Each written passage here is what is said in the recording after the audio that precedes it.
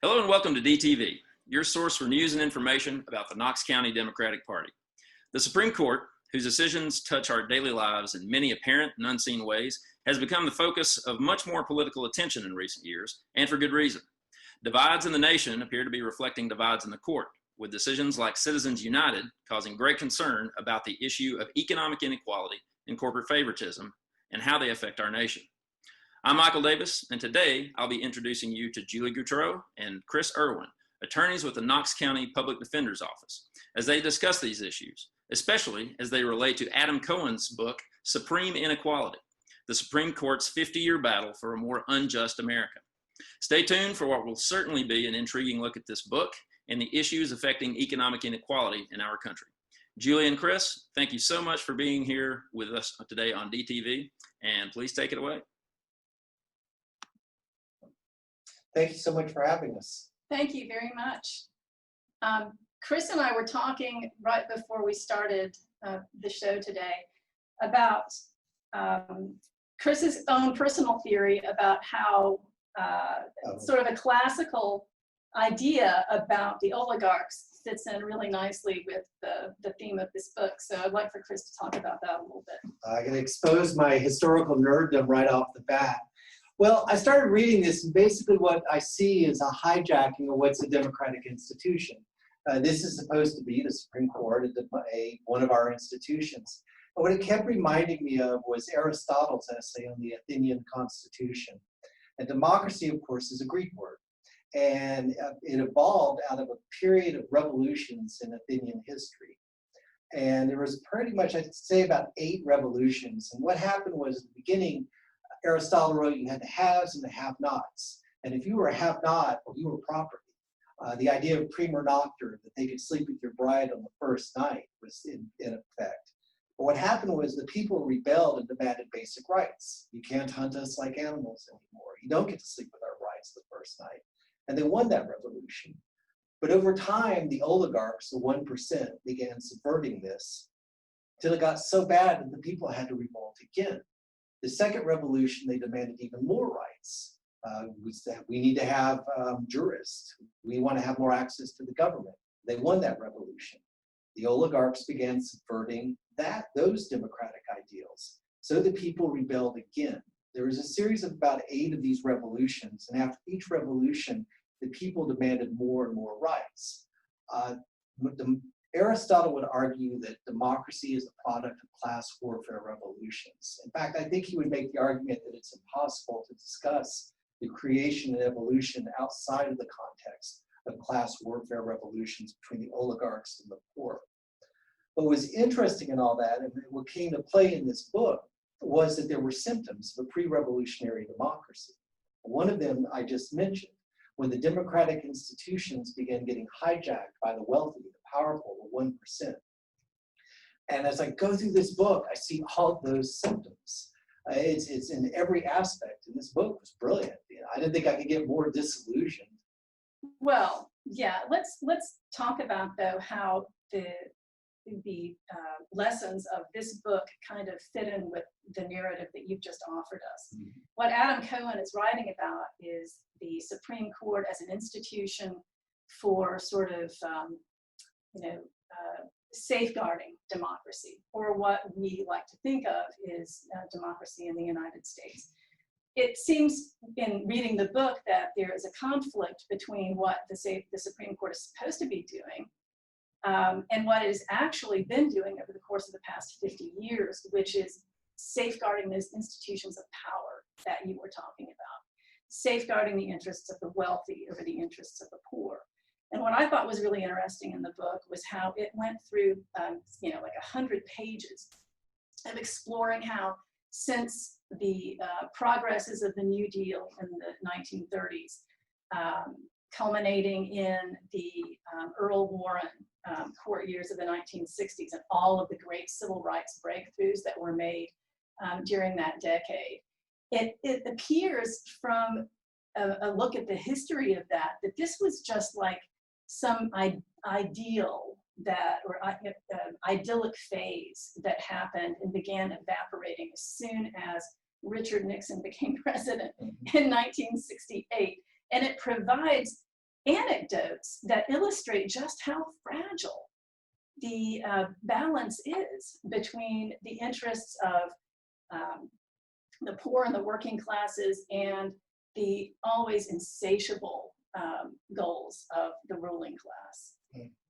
One of the best examples, I think, one of those anecdotes is when he talks about the total shift in power that happened in 1968. In 1968, well, from the beginning of the poverty law movement back in the 1930s, all the way up until 1968, tremendous breakthroughs were being made in poverty law and in the goals of activists throughout that era of making poor people a protected class in American constitutional law, so that they were, protected class just as like a fundamental right to basic economic equality is essentially what they were trying to achieve.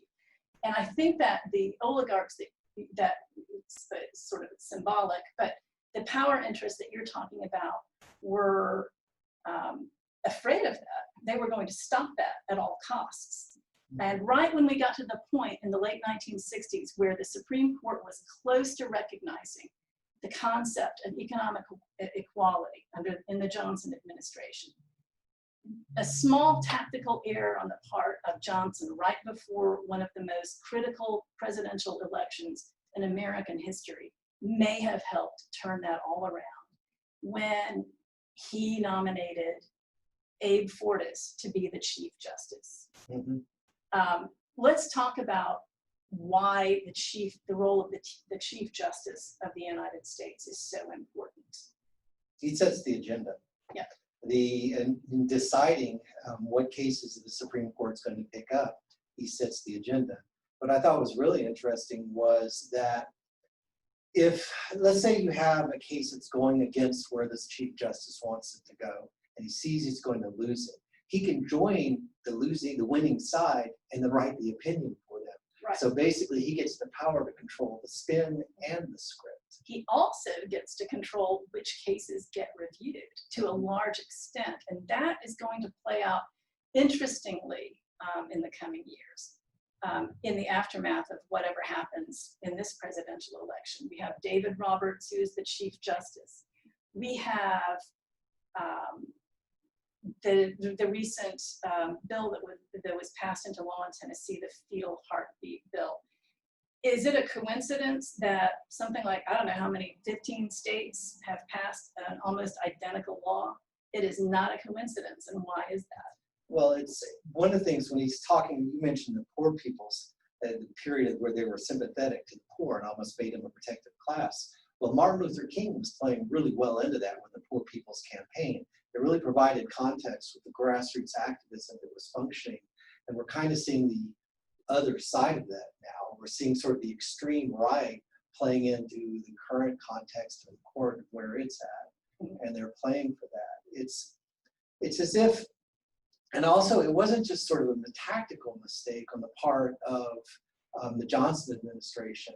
It was a strategic plan and map. I mean, it was an assassination, so to speak. It was from the standpoint of Nixon, but yeah. what I'm speaking to, let me get back to that anecdote because I wanted to go ahead and move back around to that. Johnson appointed Abe Fortas, or tried to install him as the Chief Justice. This decision was made after Earl Warren said he was going to retire, and Johnson wanted to make sure that a progressive was the Chief Justice of the Supreme Court. Johnson had no intention, for people who may not be familiar with 1968 history, he had no intention of running for president again. It was going to be an open field in the Democratic primary. And when his term expired, Abe Fortas had still not been installed Chief Justice. That issue was still open when Richard Nixon was inaugurated in 1969. And the first thing that Richard Nixon did, and there's a great, it's a tragic story in the book, but it describes in brutal detail how Nixon's first order of his agenda was to totally overturn the liberal majority that was on the Supreme Court at that time and to transform it into an institution of conservative hegemony in America. And he was able to do that through his corrupt Attorney General, John Mitchell, who would eventually go to prison for perjury, launch a practical PSYOP operation against Abe Fortas. And Earl Warren, one of his last acts as Chief Justice, was basically forcing Abe Fortas to resign, so that by the time Warren did retire, there were 2 open slots on the Supreme Court. I think it was Warren Burger and Potter Stewart who filled those spots. Yes. And that was the beginning of the end of all of the progress that had been made. Ever since then, it has been spiraling downward until the present day. Did you read about how Nixon was paying so much attention to just the medical details of the health of each justice? Oh, yeah. He was actually, I forget which justice it was, he had to go to the hospital. Mm-hmm. And Nixon had somebody check in on him. Not yet. Yeah, and the justice's response was, not yet. He was internet stalking before it was a thing. Yeah, he was. What it looks like to me is, if democracy was a car, like if the Supreme Court was our democratic car, so to speak, under Nixon, it got stolen from us. But the thieves, the oligarchs, they had at least dignity to hide it in their garage. They didn't, it's a stolen car, they don't want it out. Now they're just taking the car out, driving it past our house and waving at us. They're not even hiding anymore. It wasn't always like that. And I think it's really important to talk about what it is that we have lost, that they are now flaunting in almost every decision that comes down since especially the Bush 2 years. Let's talk about some of those progresses. We were talking before the show began about Mapp versus Ohio. Yeah. That's very important, because one of the questions that I was asked recently about how the Supreme Court works is, how do Supreme Court decisions have an impact over states and state laws? One example of that is when the Supreme Court says that a particular constitutional principle must be applied through all of the state laws. An example, came out in Mapp versus Ohio in 1961, where they said that the exclusionary law that says that that the police have to have a warrant before they can search your property. They have to have a search warrant in order to do that. Prior to 1961, that only applied in federal cases. After 1961, it applied to all the states.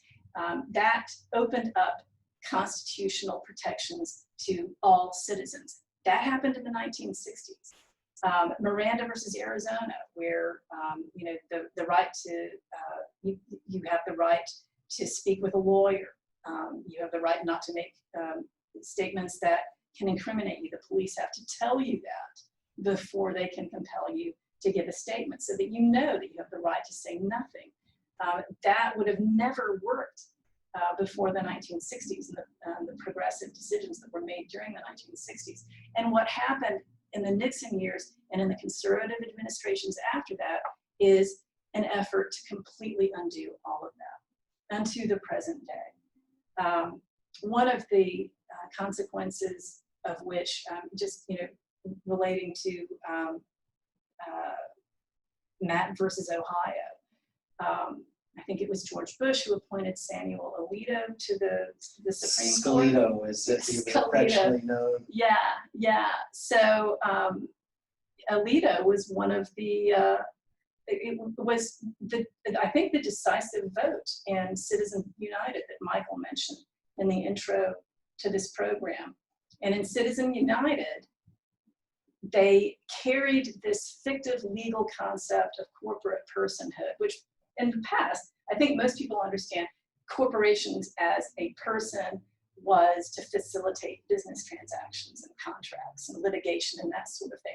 But Citizens United actually went farther and said, no, they actually have protections as persons under the Bill of Rights. First Amendment rights. Money is speech. It basically essentially opened the floodgates to wealthy interests being able to take over everything and drive those cars that you're talking about and flaunt that advantage. Drive right in front of our house with their own car. Yeah.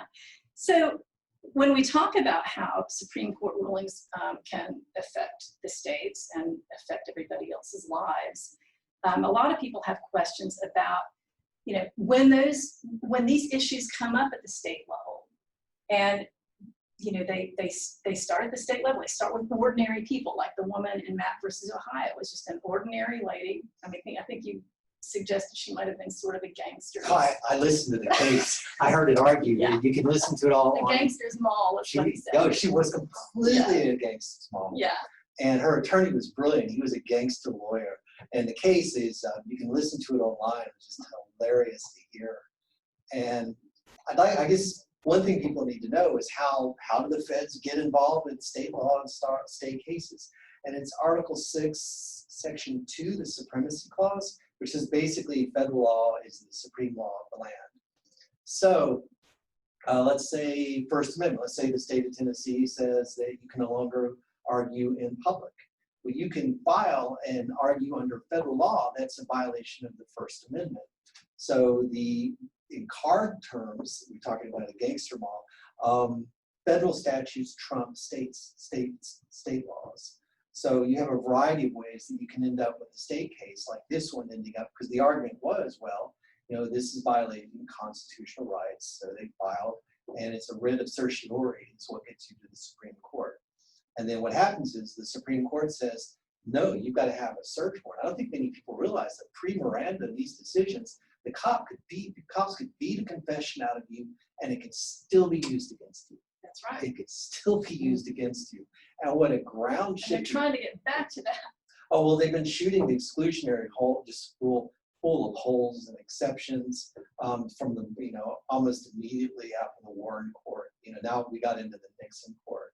They've been just taking it piecemeal apart, and it affects us here in our court systems as well. I think there's like 8 exceptions now to, they can say, well, there's an immediate public need, there's a crime that's happening right now, public safety. They've basically shot some of these rules full of holes like Swiss cheese. They can justify taking it all the way forward to 2013 in the Alonzo King case. Mm-hmm. And from there, we basically have, and this was another decisive decision that Samuel Alito, a Bush appointee, was involved in.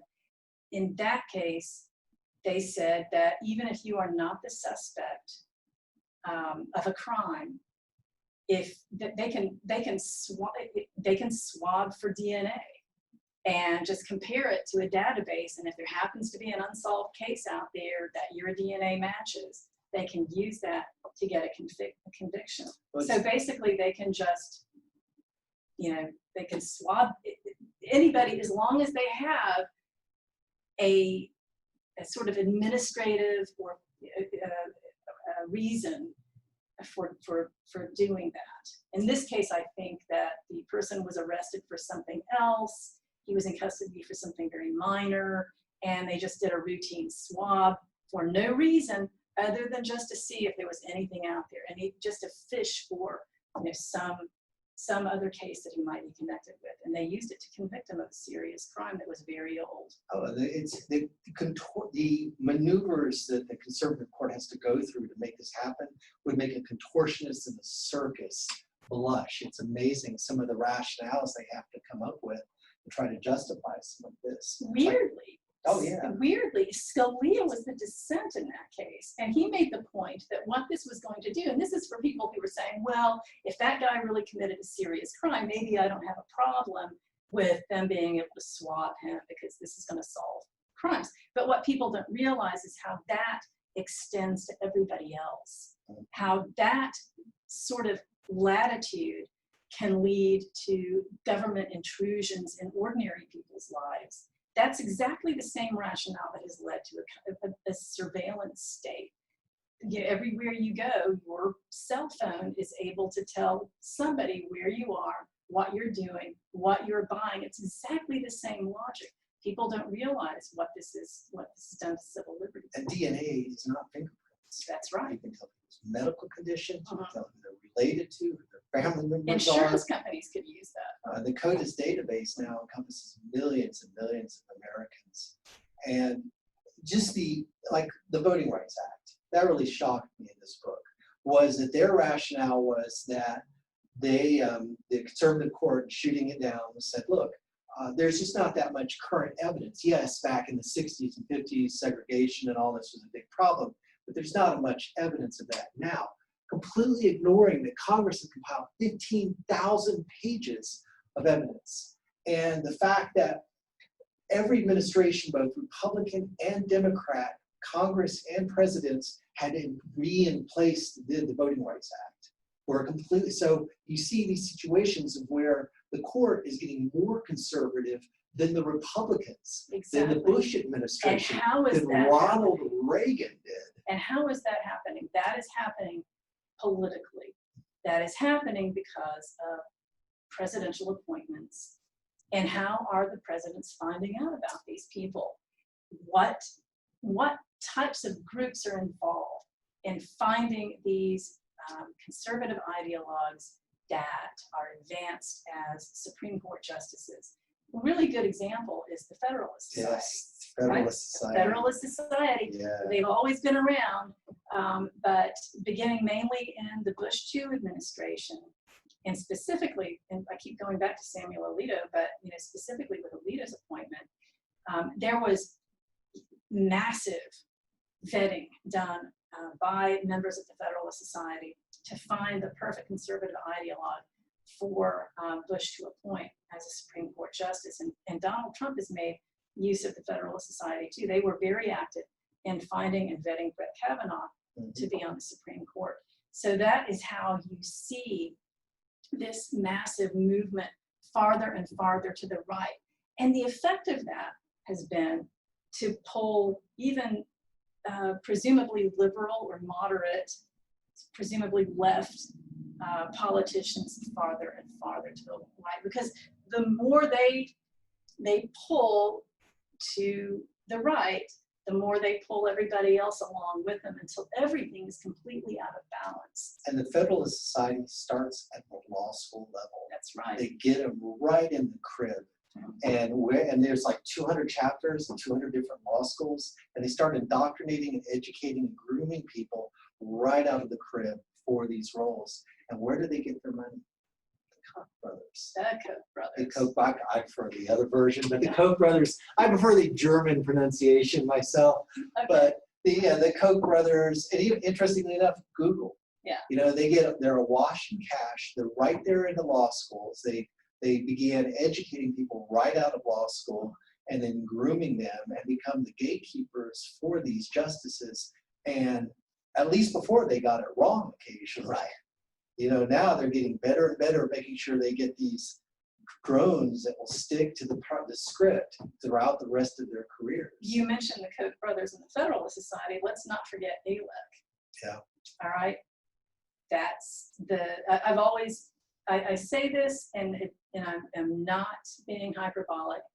ALEC dominates the Tennessee legislature as an example. It dominates many legislatures. It's hugely influenced as a lobbying group on the U.S. Congress, and people like Mitch McConnell, people like Marsha Blackburn. But here in Tennessee, let's go back to that fetal heartbeat bill that just passed. That those legislators stayed up until 2-something in the morning to get passed, and they were almost all men, almost all white men, almost all really concerned, they say, about the rights of the unborn. But what they are really doing is promoting an ALEC-backed agenda to preserve that conservative movement to the right. And I also mentioned that there are all these other states that have passed the fetal heartbeat laws. And of course, the obvious trajectory is we're going to the Supreme Court. Who is sitting on the Supreme Court when and if that case that comes from whichever state is selected to be the case that challenges Roe v. Wade is very important. And who is going to select the justices who would be sitting on the Supreme Court when that day happens is very important. That's going to be whoever the president is, and it could happen in the next term. And what case will they choose to pick up as well? Right. Which one will they cherry pick to decide, oh, well, this is the one that we're going to look at and run forward? I mean, what we're talking about are means of social control is what's developing. I mean, when you get away with all the smoke and mirrors and the pretty language, they're turning the criminal justice system into a means of social control against the poor. And we both see that. Every time we're in the courthouse, I've yet to represent a single pharmacy rep. I haven't represented anybody that has a Cayman Island bank account. Everybody that I see in the court system are overwhelmingly poor. And that means of social control is not just in the criminal justice system, but also in control of women's bodies. That's exactly right. This is an economic issue. It's not just a privacy issue. It's about protecting your own body and your autonomy and your physical self and having control over your own body. But it's also about having control over your own economic security and your own economic destiny. And having all women be able to have that right to decide whether or not they can have a baby is ultimately an economic issue that this patriarchal system wants to eliminate, essentially, for women. And what this took out for me is it's not just that, but workers. The forced arbitration agreement sits in this book. Not many people realize that this phone, when I bought it, probably came with an arbitration agreement in it. It said that I cannot bring a class action against Google if this phone has a problem. That I have got, they're barring, the Supreme Court has allowed corporations now to say, okay, you can ban class actions, so you can't bring, so let's say I'm getting cheated $50, you're getting cheated $50. 1,000 people are getting cheated $50 for their phones. The Supreme Court, I'm not gonna bring a court case for $50 for this. So what's happened is the Supreme Court, under its new conservative leadership, has enabled corporations to cheat as long as they do it on a small enough scale. And I can't get these 1,000 people together and form a class action lawsuit because in the contract for this, they've said not only can I not do a class action, but I have to go to their arbitrators. And the statistics in this book shows that the arbitrators almost always rule for companies because that's who brings them business. And one of the things that I found really interesting in reading this was they talked about this weird kind of synergy that's happening. As the courts unleash corporations' ability to exploit their workers and in terms of lawsuits, cut back on the people's ability to punish them for wrongdoing, the corporations get more money. What do they do with it? And then Citizens United enables them to put more dark money into the campaigns that gets the people that are elected. So we're in this cycle of, oh wow, we're already there. Well, it's just that cycle that's happening is they get more money, they can put more money into the politics, which enables them to put more conservative justices who rule that they can make more money. And it's this whole cycle. It brings me back to Aristotle, that it's a symptom of a pre-revolutionary democracy because they can't help themselves. They get greedy and they want more and more and more until things get so bad that it just becomes evident, as was made apparent in this book. In the next episode, we'll talk about something hopeful. It's been a real pleasure. Thank you so much for the time. Boy, that went fast. It always does. I think one of the my favorite things that you said, Chris, was that I think what you were just found so remarkable about it and what you liked so much about it was how disillusioning the whole book was. I think that sums it up pretty well. But thank y'all so much for your discussion with this today. It was excellent. This is going to be a great thing for DTV and for our viewers. Thank you so much for that discussion. Hopefully this is going to be a conversation starter for a lot of people. Thanks to our producer, Doug Viam, for arranging this discussion. And thanks, of course, most of all to you, our viewers. Be sure to catch up with previous DTV episodes on our YouTube archive channel and tune in next time. I'm Michael Davis, and thank you for watching DTV.